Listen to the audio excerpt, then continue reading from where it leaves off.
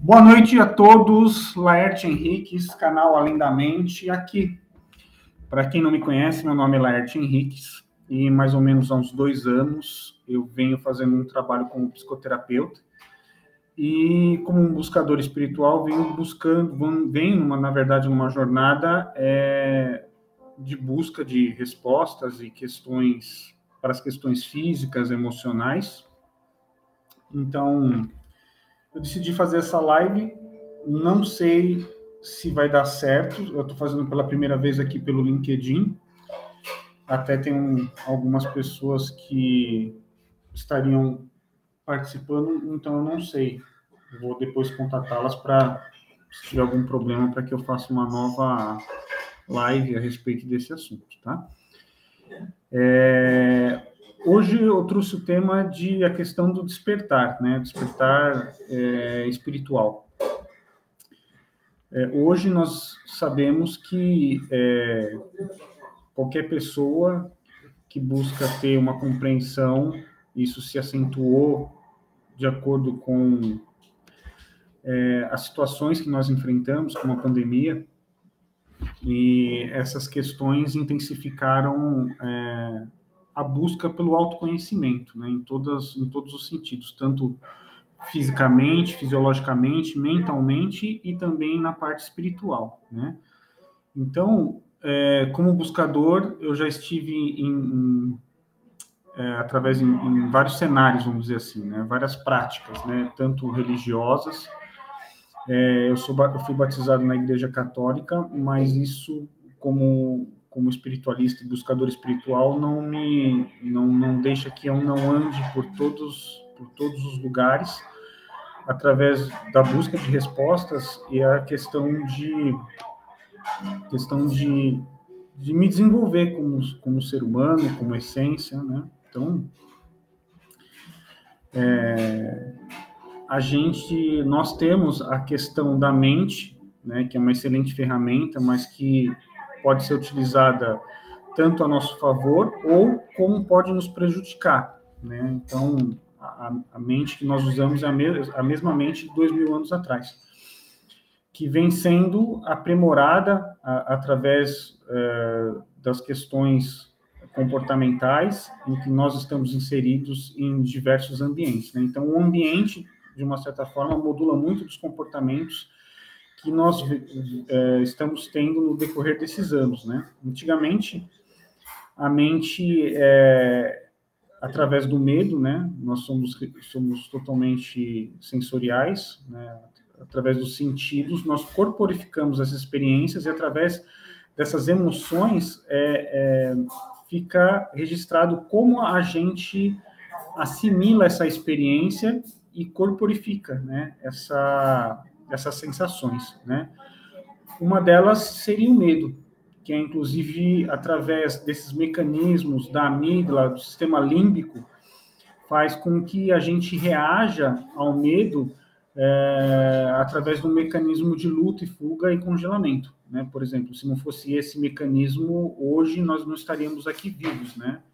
Porque, de uma certa forma, lá atrás, a gente, através desses acionamentos, fez com que a gente pudesse estarmos vivos e não virássemos presa fácil dos predadores que, na época, viviam, né? Os dinossauros, os tigre-dente de sabre, enfim, qualquer outro predador que a gente não tinha conhecimento de como lidar, né? Com aquela situação daquele momento, de 2000 anos atrás. Hoje, a gente tem esse mesmo mecanismo funcionando, só que de forma disfuncional. Então, hoje os medos são outros. Medo se eu não vou, medo da bolsa, medo se eu vou ter o que comer, medo se eu vou estar desempregado, medo de qualquer uma situação imprevisível que possa acontecer na minha vida. Só que todas elas, no decorrer dos anos, elas foram sendo somatizadas e, através de novas experiências, né, a gente chama de engramas, e em cima dessas experiências, faz com que a nossa amígdala ela vai se tornando cada vez mais reativa, mais sensível. Então, mesmo que eu não tenha uma ameaça iminente, essa ameaça pode ser perigosa no sentido de haver disparos involuntários. ou de forma inconsciente, ou através de neurotransmissores que fazem com que esse mecanismo ele seja modulado por várias vezes de forma desnecessária e disfuncional. E é justamente que mora todo o círculo vicioso desse mecanismo, engrenagem que estaria para nos ajudar a resolver as questões de forma consciente e racional, e acaba projetando pensamentos de forma inconsciente através de vivências que nós tivemos, e a forma que ela se projeta, a gente age mesmo sem saber. Então, algumas pessoas que sofrem de ansiedade, por exemplo, relatam que não teve nenhum... Elas corporifica a sensação, ela sente falta de ar, a mão fica gelada, taquicardia, fecha a glote, todos os sintomas de uma ameaça. Mas ela não teve nenhum acionamento, né? Então, nesse caso, o inconsciente, que é bem mais demorado, por algum motivo, ou o ambiente projeta o acionamento devido a uma amígdala mais sensível. Ou, se a pessoa tem algum medo, alguma fobia ou algo específico, de uma certa forma, funciona como um gatilho mental. Então, temos aí duas vias em separado de acionamento. Uma de forma inconsciente, e uma outra de forma real, por algo que eu vou ter que lidar, que acione esse mesmo mecanismo. Então, pensa que você está dirigindo um carro na rua, por algum motivo uma criança entra na sua frente. Você não pensa, você simplesmente pisa no freio para que você não atropele essa criança. Esse é o mesmo mecanismo que é acionado no caso da ansiedade. Só que no caso da ansiedade, às vezes a gente tem um acionamento tardio, que é através de uma parte inconsciente da mente que traz essas experiências que foram feitas, e em milésimos de segundo há esse acionamento da amígdala por ela ser muito sensível e reativa. Então, quando eu digo desperto, é justamente as pessoas estarem desassociadas da mente. Porque quando você está no momento presente, você tem um foco total naquilo que você está vivendo naquele momento.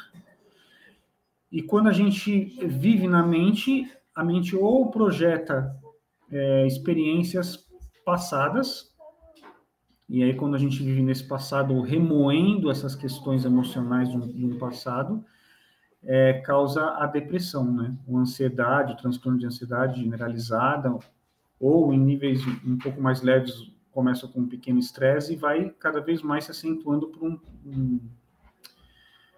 um transtorno bem mais sério, como é o caso da depressão, né? Depressão, a gente fala aí em transtornos de personalidade, está junto também e pode causar uma série de prejuízos. Inclusive, algumas pessoas têm, normalmente, uma questão de ideação suicida, né? De querer tirar a própria vida como uma forma de se libertar da dor que é tão grande que ela sente emocionalmente.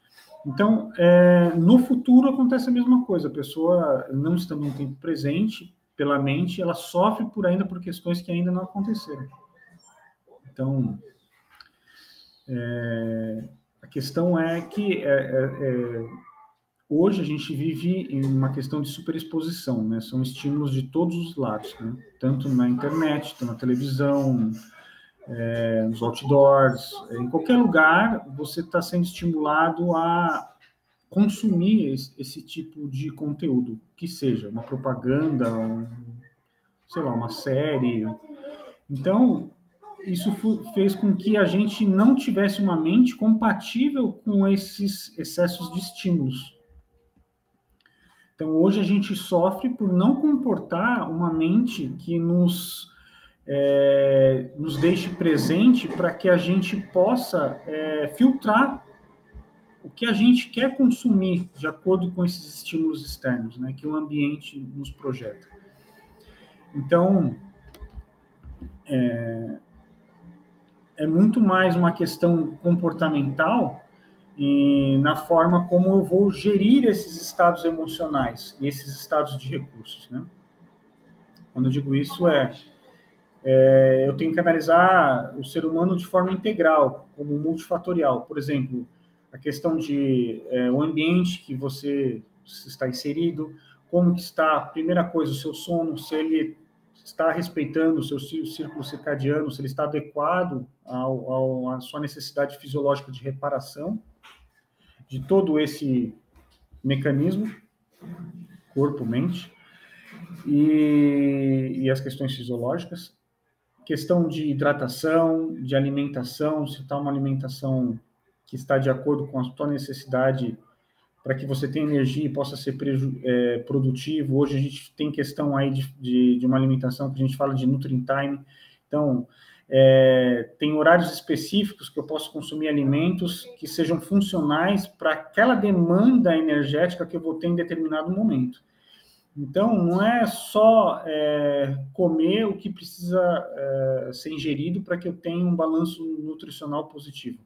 Mas a gente fala em inteligência da alimentação, onde eu vou consumir alimentos em momentos específicos que eu precise, de acordo com a minha necessidade e demanda para aquele momento.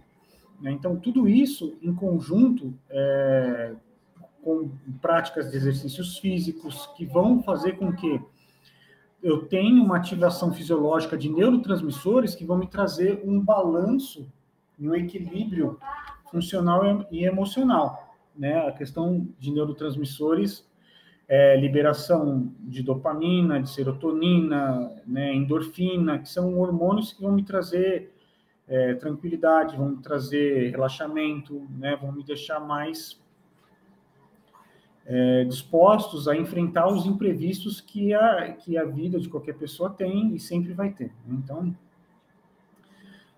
quando a gente fala do despertar, a gente diz não somente espiritual, mas um despertar na questão do autoconhecimento, em saber como essa máquina, essa ferramenta que é o corpo humano funciona, em todos os seus aspectos.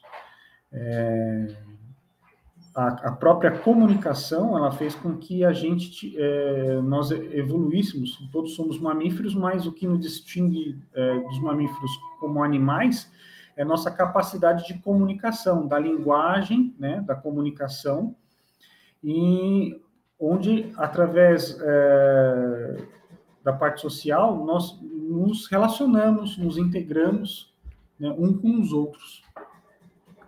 E é isso que difere. E isso também já está caindo em desuso, porque já tem pesquisas científicas que dizem que os animais eles têm sentimentos, eles ainda não falam, por enquanto, mas no processo evolutivo pode ser que mais para frente os animais possam falar, se comunicar com a gente. Alguns já se comunicam não na linguagem verbal, mas através de outras maneiras, né? Como experimentos com macacos, como papagaio, como cracatua, golfinho, né? Então, os próprios animais, eles têm uma inteligência muito parecida com a nossa, e a nossa capacidade de se comunicar é o que nos difere dos mamíferos, né?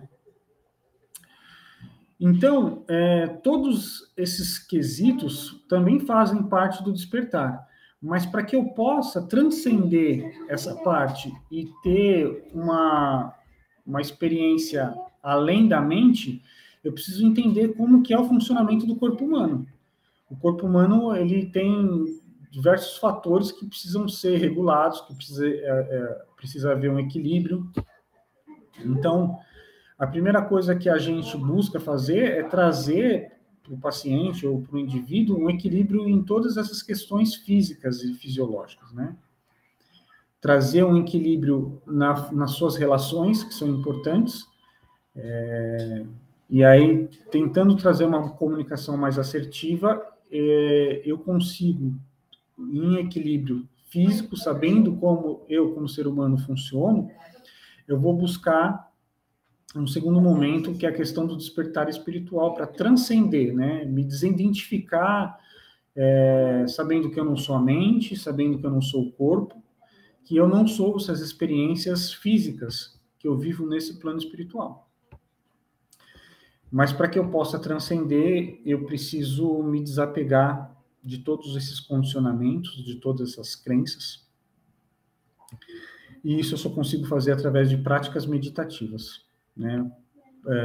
Práticas de relaxamento progressivo. E a prática da meditação em si não é aquela questão de ficar com as pernas dobradas e de olhos fechados, né? A prática meditativa, ela está muito ligada ao foco. Aquilo que eu dou foco, eu expando, quando eu dou foco, eu expando a minha consciência para outros níveis de consciência, né? Então, como dizia Bhagavan, viver é ser livre, livre dos condicionamentos, né? De uma mente que aprisiona, uma mente que condiciona. Então, muito disso se encontra na filosofia zen budista, né? De desapego. E quanto mais eu me desidentificar, mais eu estou próximo de transcender todas essas questões materiais, né? E aí está muito alinhado à busca de propósito, à busca em essência de quem eu sou, por que eu estou aqui, né? Então, eu gostaria de dizer que muitas dessas práticas, elas possam parecer simples, né? Porque, às vezes, como buscador, você tenta buscar resposta em todos os lugares. E essas respostas, elas não estão fora, porque a gente busca fora algo que deve ser buscado dentro. Então, o que a meditação vai fazer? A meditação vai fazer com que você se volte para dentro, para que você possa olhar para suas sombras, entender o teu funcionamento, como que você assimila essas emoções, de que forma que você gerencia esses estados de recursos e estados emocionais, a fim de que você possa ter uma vida em equilíbrio. E que nós possamos estar conectados a tudo e a todos, né? Hoje a gente tem a questão da ciência, que apoia muito das questões, né? Eu sempre fui um buscador espiritual e sempre fui estudar neurociência para poder dar o crédito à ciência e falar, olha, isso é assim, e a ciência caminha junto com a parte espiritual, de desenvolvimento espiritual também, como forma de tentar comprovar várias teorias, né? Mas você vê como muita coisa cai em desuso. Hoje eu estava olhando uma matéria no YouTube, e lá fala desse satélite novo que está no espaço, e o satélite, com as imagens, os cientistas descobriram que praticamente a teoria do Big Bang está em desuso, já não é mais válida como comprovação científica. Então, quando a gente tem essa informação, a gente vê que a gente não tem resposta da criação do universo, né? Quando a gente fala que a gente limita a criação do universo com uma teoria do Big Bang, a gente tenta tirar o crédito de uma força maior, uma força suprema, superior a todos nós, ou você pode chamar de Deus, a grande luz compassiva, ou supraconsciência, ou como você quiser chamar. Mas é algo que foge do nosso entendimento. Então, eu acredito que vai chegar uma hora que a gente vai ter muitas respostas baseadas em questões científicas, mas o mistério sempre vai existir, né? Nós não vamos ter respostas para todas as questões e todos os questionamentos, né? Então, era mais ou menos isso que eu gostaria de passar, né? Dizer que eu estou à disposição para quem tiver interesse, tem meus canais no YouTube, se chama Além da Mente, tem o Instagram que é laerte.henriques.além.da.mente, estou no LinkedIn também, como canal Laerte Henriques, lá também tem como Além da Mente. E quem tiver à disposição, eu atuo como psicoterapeuta, cognitivo-comportamental, na psicoterapia breve, posso ajudá-los com as suas questões de ansiedade, de fobias, medos, de qualquer tipo de problema cognitivo, físico, emocional, estou à disposição para ajudar, tá bom? Gente, muito obrigado mais uma vez, gratidão, namastê. Olha, vou fazer vermelho.